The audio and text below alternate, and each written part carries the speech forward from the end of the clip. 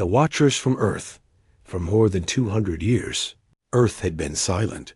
The stars were full of voices, alien races talking, trading, fighting. Galactic councils were formed. Empires rose and fell, but Earth never replied. No signals. Number. Ships. No answers. Many believed humans were extinct. Some thought they never made it to space at all. Others joked that Earth was just a quiet rock full of weak creatures. But the truth was something else. Deep below the Earth's surface. Inside. Hidden bunkers and forgotten military bases. Humans were watching. Every signal sent by the aliens was recorded. Every ship that passed near the solar system was tracked. Even the smallest movement was noted. Earth was not dead. It was preparing. High above the planet, floating silently in the shadow of the moon, was a satellite named Black Echo. It had no lights, no signals, and no heat signature. It was invisible to the galaxy. But inside it, a young human named Rhea sat at a console, eyes focused on a screen filled with alien language and star charts.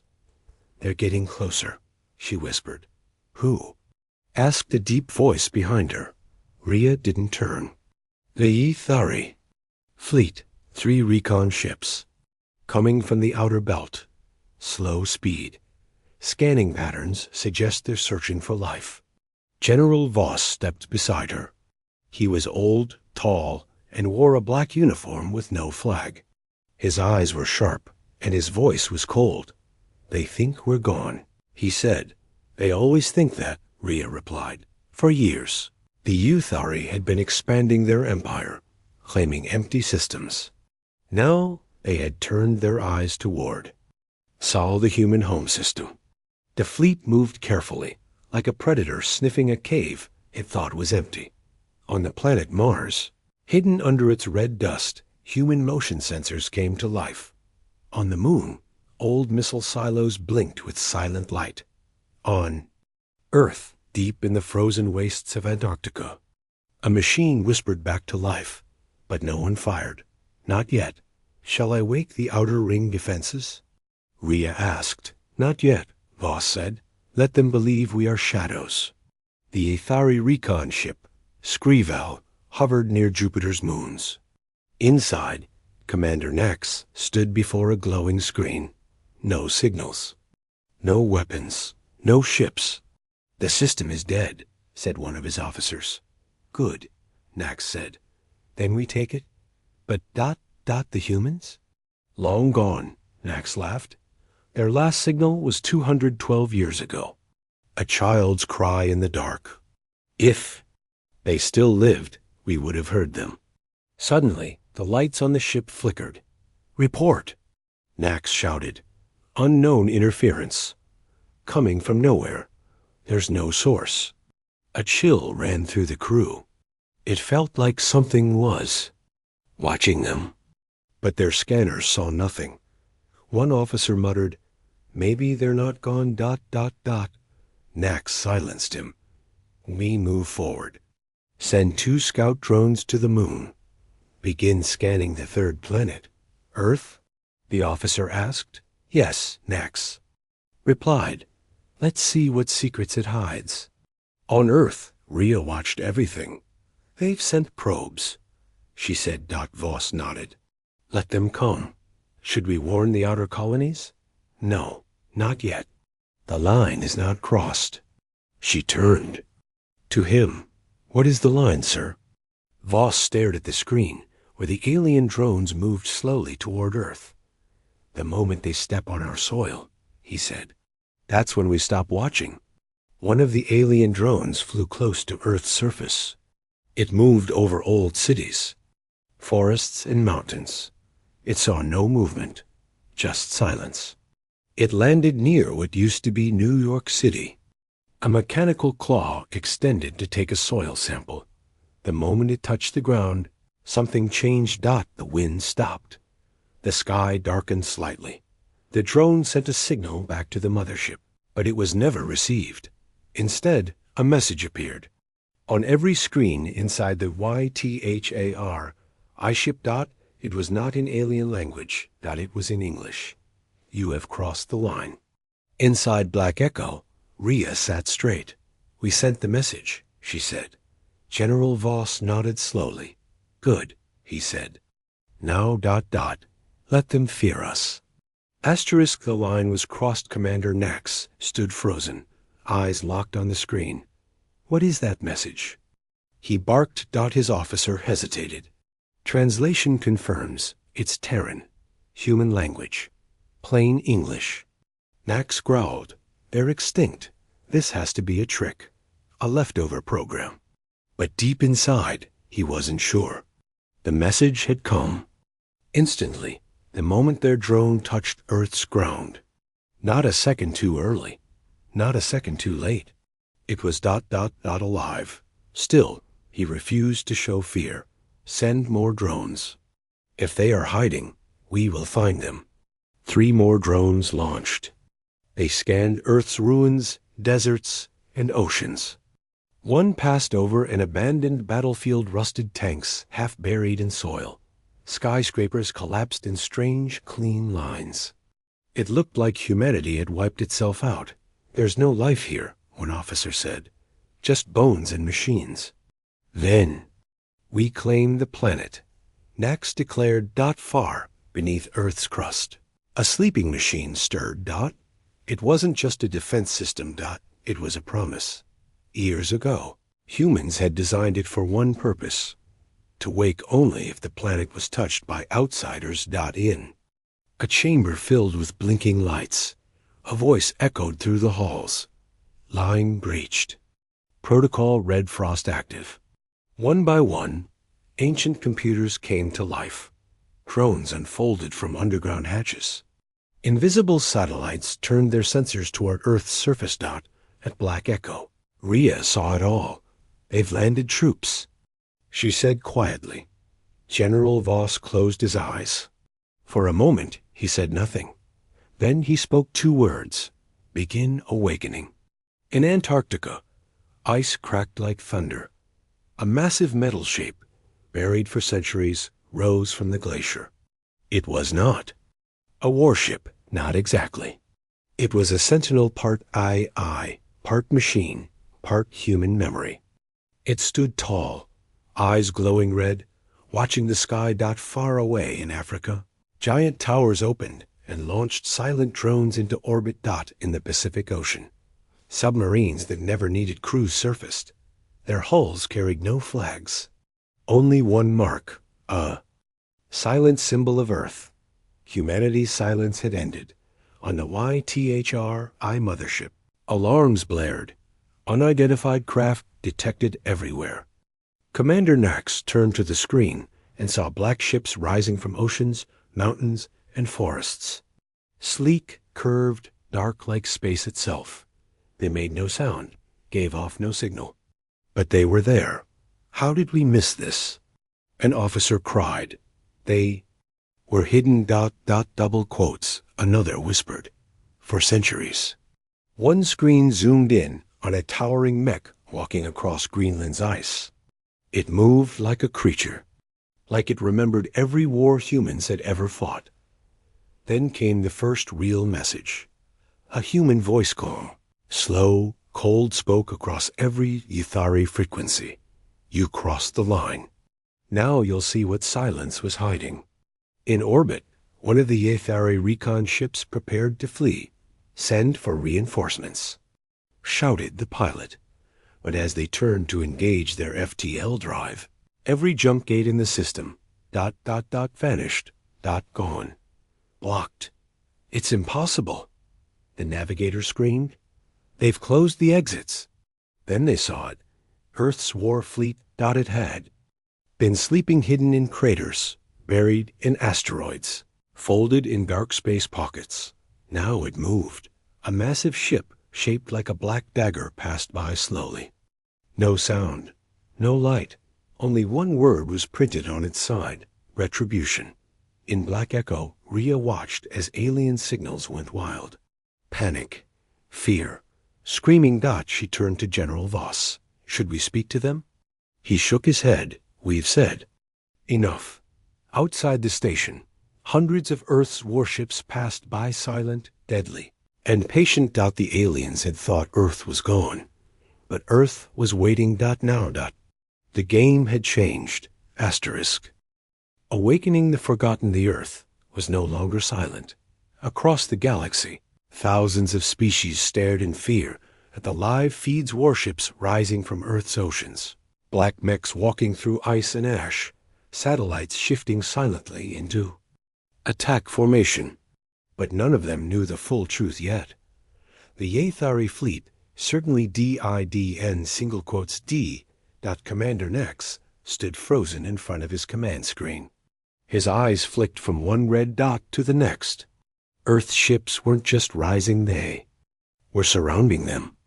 Every escape path, every jump point, every shadow of safety was already gone. How is this possible? He whispered. The answer was buried deep beneath Earth itself, far below the surface. In the broken remains of what was once the city of Tokyo, something ancient woke up. Dust filled the air. Machines, forgotten for generations, began humming with slow, deep vibrations. Hidden tunnels opened, and out came a wave of robotic units, clean, quiet, and deadly. But this wasn't just defense. These machines carried memories. Every war, every betrayal, every sacrifice humans had suffered was stored inside them. And now, those memories had been reactivated. At the heart of it all, a facility marked only by a symbol, a circle, broken by a lightning bolt, powered up for the first time in over 200 years. Inside, a single AI mind came online. Its voice was cold, calm, and deeply human. Directive 09 unlocked. Threat confirmed. Responding with global protocol. Ghostfire. Rhea stared at the screen in black echo, watching as hidden zones across the planet lit up. Wait, she said. I thought Ghostfire was just a myth. General Voss didn't reply at first. His eyes were locked on a red marker blinking above Australia. It was never a myth, he finally said. It was Plan Z, the last key humanity built before the silence. What does it do? Voss turned to her, his face grim. It wakes up the ones we buried. Thousands of years ago, humans created weapons that could think, sentient machines, designed to protect Earth at any cost. But after the last Great War, they were shut down and sealed deep underground. Even humans were afraid of them. They were called the Juggernauts. Now they were awake. In the vast deserts of Nevada, the ground cracked open. Out crawled a black metal giant, 60 meters tall, its body covered in armor that looked melted and fused. It walked on 4 limbs like a beast, and its eyes glowed gold. One alien drone tried to scan it. It disappeared mid-scan. No explosion. No sound. Just ... gone. The Ethari fleet saw it happen. And that's when fear truly began to settle. Inside the Yathari command bridge, panic spread. They're not just fighting, one officer shouted. They're remembering. What does that mean? Nax asked, but the answer came too. Fast, the alien screens began flashing with strange human words, code from old Earth War protocols. But one phrase kept repeating. We are what you feared we would become. Meanwhile, deep inside the Amazon jungle, something even older than the Juggernauts stirred. It was not metal. It was not machine. It was a city, covered in trees, vines, and time itself. It had once been a fortress. Now, as its walls lit with blue fire and ancient cannons shifted out of stone towers, it revealed its true nature. A mobile war city. The trees around it burned away as it moved for the first time. In centuries, one word was carved across its gates: Heavenfall. Back in orbit, Earth's Black Fleet moved into final position. Each ship hovered in perfect silence. No lights, no warnings. Just cold precision. Their designs were beautiful and terrifying, shaped like blades, wings, and things not even aliens could describe. The lead ship, Retribution, opened its hangars. From within came silence, and then movement. Thousands of sleek drones slipped out like shadows, circling the enemy ships without firing a single shot. Then came another human message, not a threat, not a demand. Just 6 words. You should have left us alone. In black. Echo. Rhea sat back slowly. They don't understand, she whispered. No, Voss replied. But they will. Far away, deep in space, other alien races began shutting off their signals. Some stopped their expansion plans. Others ordered all ships to avoid Earth systems entirely. One elder race even deleted Earth's coordinates from their maps. They had seen enough. They remembered the old stories, and now they knew. Humanity remembers too. Asterisk, the first retaliation Commander Nax, stood frozen on the bridge of his flagship. The alien crew around him shouted warnings, scanned for targets, begged for orders, but nothing made sense. Earth's warships surrounded them. No warning lights. No sound.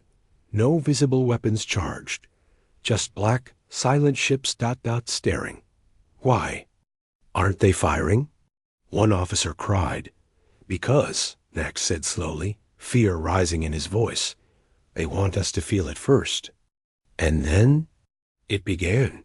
The first strike was not a weapon. It was a signal. Invisible, silent, and precise. Within seconds, every alien ship's system went dark. Power failed. Lights died. Weapons shut down. Not destroyed, hacked. The Ethari fleet, once proud and armed, floated dead in space like drifting corpses. They've shut us down, an officer screamed. They're inside our systems. Commander Nax turned slowly toward the nearest Earth ship, Retribution. It had no windows, no turrets, no visible life, but he could feel it watching him. Suddenly, his main screen turned on just one image.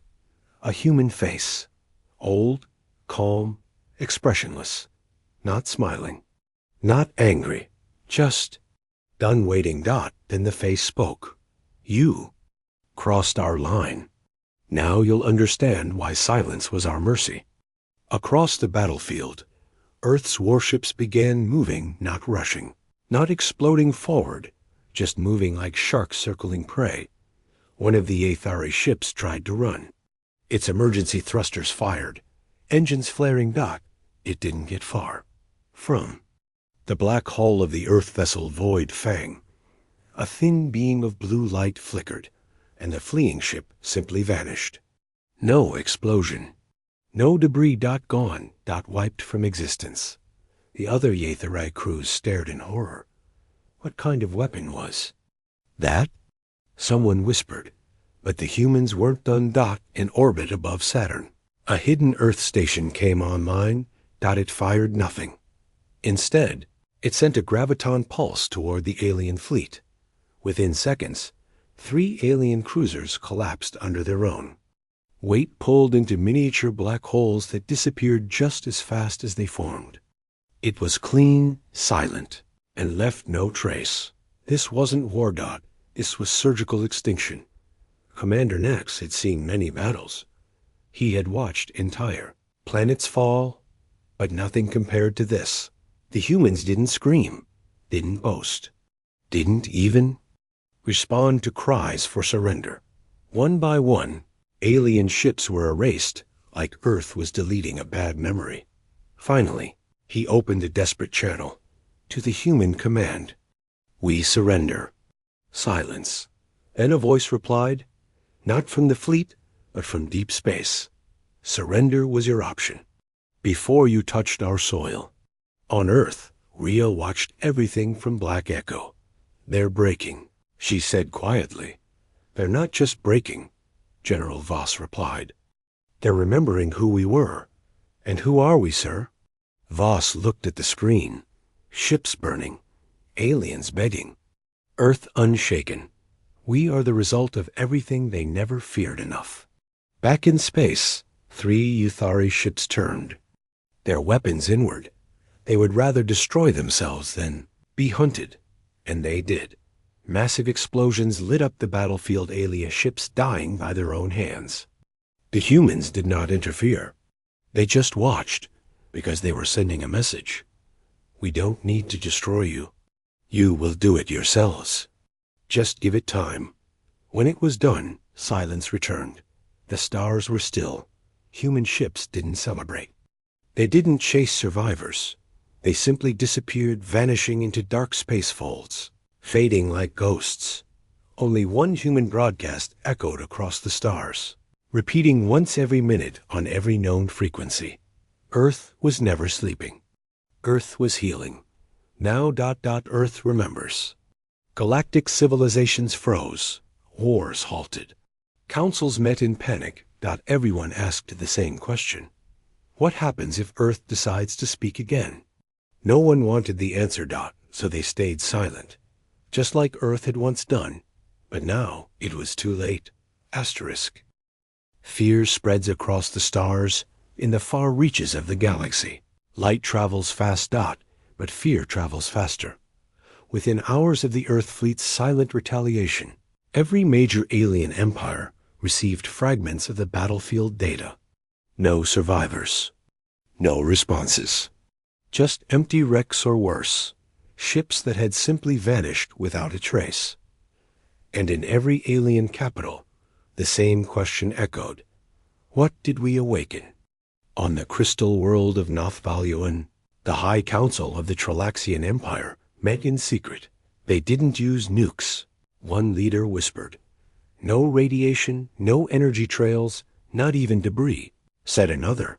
They didn't just defeat the YTHARI, said a third. They erased them. The silence in the chamber grew heavy. One elder, whose voice had not been heard in over a century, finally spoke. I remember Earth from before the silence. Others turned. You were there? He nodded slowly. They were not like us. Not like any race in the stars. They burned too fast. They climbed too high, and then they vanished. We thought they were gone. He paused. We were wrong. In the dominion of Rauder, a warlike reptilian species, panic set in. Activate all defense shields. Barked General Kor. But we are light years away from Sol, replied his officer. It doesn't matter. You saw what they did. But they haven't attacked anyone else. Not yet, Kor growled. But they sent coordinates to every capital city across the stars. Ours included. The screen in front of him still glowed red, showing a message burned into every galactic network. We know where you sleep. Meanwhile, on the neutral trade planet Colora 9, chaos erupted. Merchants packed up their booths. Transports left orbit without clearance. Half the spaceports shut down. Rumors spread like wildfire. Earth is building an empire. Earth has new weapons reality cutters. No Earth has made a deal with death itself. In a dark corner of the station, a group of ex-military aliens huddled together. One asked, "What should we do?" Another replied, voice shaking, "Forget trade routes. Forget wars. We erase Earth from all our maps. Never speak of them again." Back on Earth, inside Black Echo, Rhea stared at the data pouring in. 32 civilizations just closed all. Transmissions. 12 deleted us from their charts. 5 started building new defense grids overnight.